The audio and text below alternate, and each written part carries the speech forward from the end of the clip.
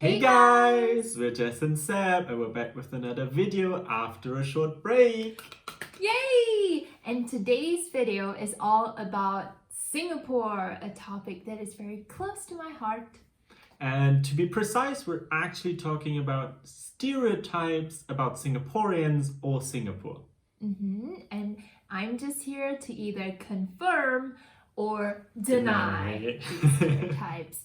But what is some of these stereotypes that you heard before moving to Singapore? So first up, one thing I've heard before was that Singapore is just another part of China. Denied, strongly denied. If you don't know where Singapore is, we're actually a tiny little country down in the Southeast Asian region, very far from China actually. Some of our neighboring countries include Malaysia, Indonesia, and although we're so far away from China, I would say that a lot of the Singaporeans who are of Chinese descent, their ancestors come from China. So that's probably where the stereotype came from. But we are not part of China. And please do not say that to any Singaporean because we don't like it. It's offensive. But that's denied. And what's the next one? So this one was actually rather funny stereotype that I've heard before I came to Singapore, Okay. which says chewing gum is illegal in Singapore. Yes and no. So it is illegal to import and distribute large quantities of chewing gum that's not of medical purposes like nicotine gum or whatever. But if you're traveling to Malaysia or to Europe and you buy a pack of gum back to Singapore and you chew it, I think it's fine. Singaporeans, correct me if I'm wrong in the comments. The thing that we really don't like about chewing gum and why it was banned in the first place was because everyone was just throwing it everywhere. You have it on the seats of the trains, and this was happening at the time where I was not even born, so very, very long time ago. And I guess a lot of resources have been put into, cleaning the gum off public property. And personally, just my personal opinion, I think chewing gum serves no purpose. It's a waste of money, it dirties the streets, and I honestly don't know why people like to chew gum. I think it's just a bad habit. So even though I have access to chewing gum now, I don't do it. You've heard it first on Jess and Sab. Also, it's not environmentally friendly at all. And for all you Westerners out there, if you remember the times when it's super hot outside, it's summer, and you step in one old chewing gum and it's like, oh my god. And that's Singapore all year round. So I understand completely why they have this ban on it. Yeah. But you will not be handcuffed and put into prison immediately just because you're chewing gum. You will be fined if you spit it out, though. Yes. Littering is it's an offense that you can get fined. So don't do that. So next up, we have something that was even mentioned from my colleagues to me before I went to Singapore.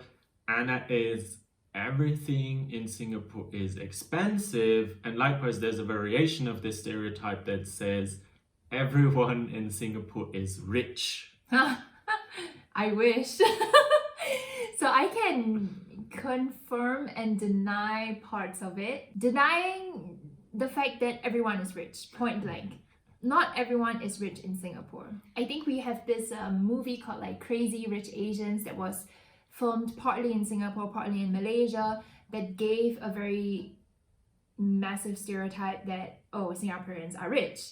But no, we have very rich people, but majority of the population are the middle class, and we also have more or less lower income families. So that's not true. Everything is expensive, yes and no. So if you're talking about going out for drinks, alcohol is expensive, alcohol tax is high. And I already mentioned in some of my previous videos that a pint of beer in Singapore costs $15. That would be crazy for a German or a European, where you can get beer for how much? 250 euros? Upwards, yeah. Yeah, so that is expensive. Cars are expensive. I also talked about it before. We have to pay, like my family pays about 110,000 Singapore dollars on just a Nissan SUV. So very, very expensive.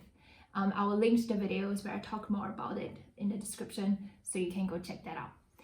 But if we're talking about housing, we have this public housing scheme that makes housing very affordable for a lot of the middle income families. And you can buy just a regular 3 or 4 room flat for 500,000 Singapore dollars. That's neat. Yeah, compared to Munich, it is pretty nice. And on the other end of the spectrum, you have expert communities which are basically living in condos, private condos, and these are immensely expensive. Like Yeah, for a 80 square meters house, you would be paying millions,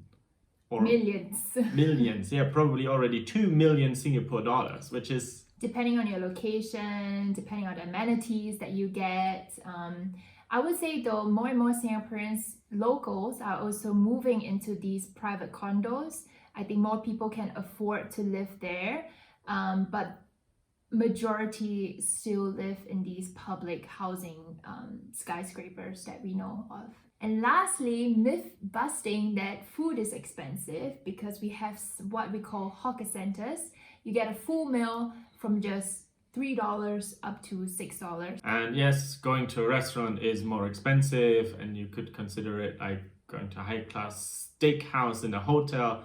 Everything like that is expensive, Yeah. but majority of Singaporeans go to the hawker centers because it's cheap and easy and super delicious food. Yeah. Okay, thanks for clearing that up. And moving on, as a German, I can relate to the next rumor because I think we had a video on that as well. It is said that Singaporeans complain a lot and thereby are rude. I don't know. Okay, I mean, I would say we as Singaporeans, we complain, but I wouldn't say we're rude. I mean, do you think we're rude? I don't think so. I think we're nice people. I think we're friendly people. I think so too, but I think as a German, I'm just somewhat used to rudeness because we're very direct. Yeah. So if you think about maybe someone from the US who are very like polite in the way they interact with each other, then this directness and the complaining can be seen as being rude. Possibly if you look at it that way, but in general, I would say that Singaporeans are super friendly. I'm not having a biased opinion here. If you go to someone, ask them for directions on the streets, they would reply you with, you know, what they know, and they would try to help you with the best capabilities that they have. Okay, next up on the list, we have something that even I myself has said about Singapore. It's the stereotype that Singapore is boring. We are a small country, but for such a small country, I think we have a lot to offer. Yes, I think this sums it up perfectly. Yes. But when I give recommendations to friends who say they want to travel to Singapore, I wouldn't say spend more than a week. Actually, a weekend can be fine to do the most touristy stuff.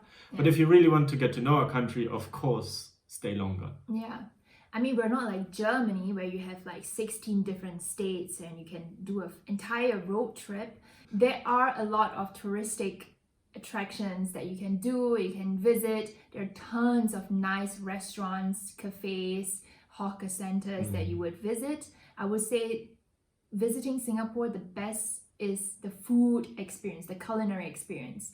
And that takes time because you can't eat more than, I don't know, 3, maximum 5 meals a day. If you can eat more, sure. So I would say yes or no, Singapore is boring. It's all about what you make out of your visit. So for the next stereotype, I've heard that pretty often as well.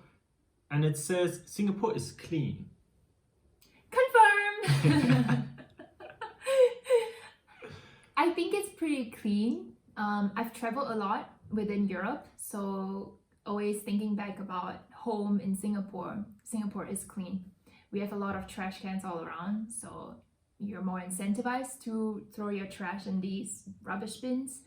But I've been to like a Berlin or like a Budapest, and oh my god, Singapore is so clean compared. Munich is good. Munich is clean. I feel Munich is pretty clean. But I don't know. What do you feel?